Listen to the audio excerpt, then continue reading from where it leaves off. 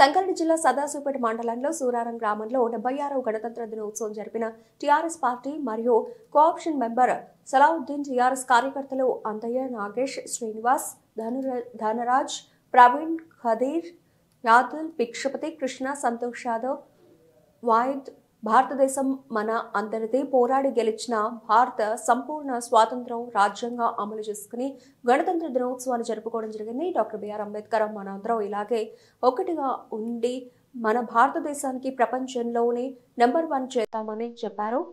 ఈ కార్యక్రమంలో తదితరులు పాల్గొన్నారు.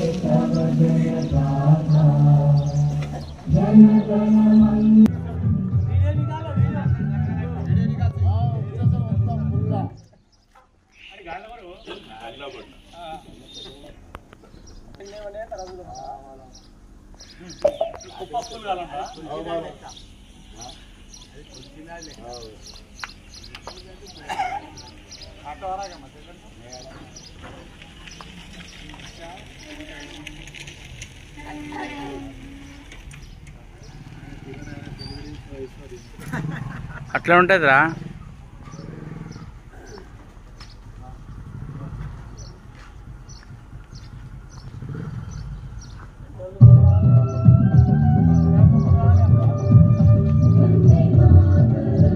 రైట్.